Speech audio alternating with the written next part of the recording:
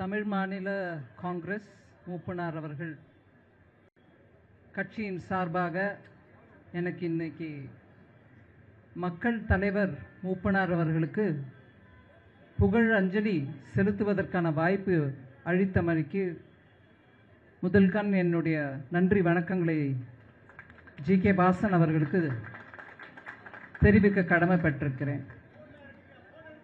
மேடையில் இருக்கக்கூடிய பெருந்தலைவர்கள் அனைவருக்கும் ஒவ்வொருத்தர் பேரை தனித்தனியாக எடுக்காம அனைவருக்கும் இன்று இங்கு பங்கேற்பதற்கு வந்ததுக்கு மைக்கி நன்றி தெரிவித்துக் கொள்கிறேன்.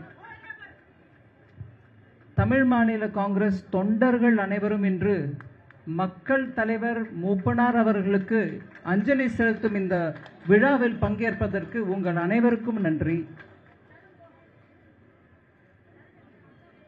எனக்கு முன்னாடி பேசினவங்க சொன்ன சில விஷயங்களை நான் நினைவு கூற வேண்டிய அவசியம் இருக்கு.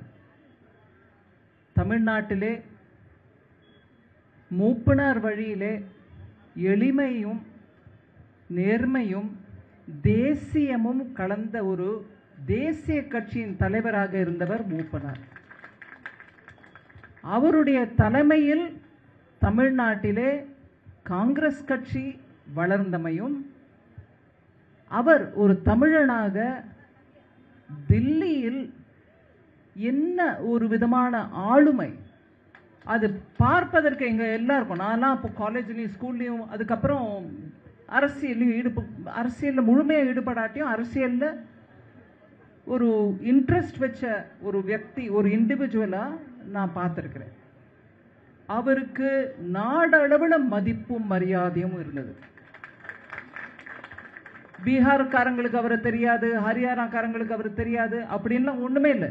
நாட்டில் எந்த மூலைக்கு போனாலும் மூப்பனார் அவர்களை ஒரு காங்கிரஸ் கட்சியின் ஒரு தலைவர், அவருக்கு ஒரு ஸ்டேச்சர், இங்கிலீஷில் சொல்லணும்னா ஒரு ஸ்டேச்சர் இருந்துச்சு, அதான் ஆளுமை. அதனால அவர் சொன்ன எந்த ஒரு வார்த்தைக்கும் மதிப்பும் இருந்தது. அந்த வார்த்தையை எடுத்துக்கிட்டு எல்லாரும் ஒருங்கிணைச்சு செயல்பட்டவங்க. அந்த மாதிரி ஒரு ஆளுமை உள்ள மூப்பனார் தமிழ்நாட்டுக்கே பெருமை சேர்க்கும் அளவில் பிரதம மந்திரியாக ஆக வேண்டிய ஒரு சந்தர்ப்பம் உருவாச்சு. பாரதிய ஜனதா கட்சியின் முன்னாள் தலைவர் அண்ணாமலை அவர்கள் அதை எடுத்து சொன்னார். ஆனா அவர் பிரதமராக ஆக வேண்டிய அந்த தருணத்தில் ஆக விடாம தடுத்த சக்திகள் யாருன்னு கூட நம்மளுக்கு எல்லாருக்கும் தெரியும். இன்னைக்கு தமிழ்நாடு, தமிழ் கல்ச்சர், தமிழ் புகழ் அப்படின்னு திருப்பி திருப்பி பேசுறவங்க ஒரு தமிழனை பிரதமர் ஆக வேண்டிய அந்த தருணத்தில் ஆதரவு தராம தடுத்தாங்க. இதையும் நம்ம மனசுல வச்சுக்கணும், மறந்துட முடியாது. அதுவும் ஏதோ ஒரு தமிழர் இல்லை, அந்த மாதிரி ஆளுமை உள்ள மூப்பனார் அவர்களை தடுத்தாங்க. அதுதான் தமிழனுக்கு நடந்த ஒரு பெரிய துரோகம்னு நான் கருதுறேன். அதனால இன்னும் பல தலைவர்கள் பேச இருக்காங்க. ஆனா அரசியல் இங்க பேசக்கூடாது, புகழஞ்சலி செலுத்த வந்தோம்.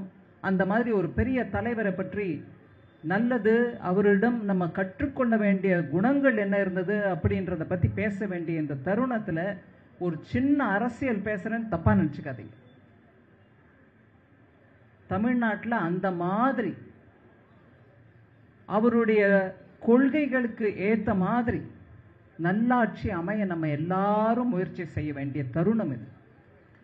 2026 வரக்கூடிய தேர்தலில் தமிழகத்தில் ஒரு பெரு மாறுதலை எடுத்துட்டு வரதுக்குரிய தேவை இருக்கு. அந்த தேவையை மக்களுக்கோசம் பூர்த்தி, அதாவது முழுமை அடைய செய்ய வேண்டிய சக்தி உங்க எல்லாருக்கிட்டையும் இருக்கு, நம்ம எல்லாருக்கிட்டையும் இருக்கு.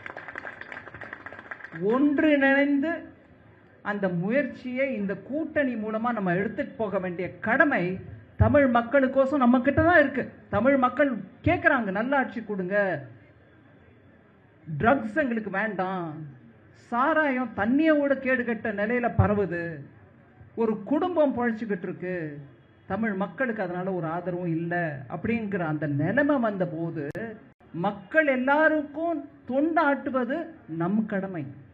அதனால நான் உங்க எல்லாருக்கும் சிரம் தாழ்த்தி கை கூப்பி கேட்கறது என்னன்னா, இந்த கூட்டணியை நல்லபடியா நடத்தணும். இந்த கூட்டணியின் மூலமாக மக்களுக்கு நம்ம செய்ய வேண்டிய இந்த தொண்டை ஆற்றணும். இதுல சின்ன சின்ன உட்பூசல்களை பத்தி நம்ம பெரிய கவலைப்பட வேண்டாம். முதிர்ச்சி அடைந்த பக்குவமாக இருக்கக்கூடிய ஒவ்வொரு தலைவரும் இங்க இருக்காங்க. எல்லாரும் சேர்ந்து மக்களுக்கு இந்த தொண்டு ஆற்றுவது எங்களுக்கு ஒரு பெரிய ஒரு கன்விக்ஷன். அதாவது நாங்க கட்டுப்பாடுடன் அந்த நோக்கத்துக்கோசம் உழைக்கிறவங்க.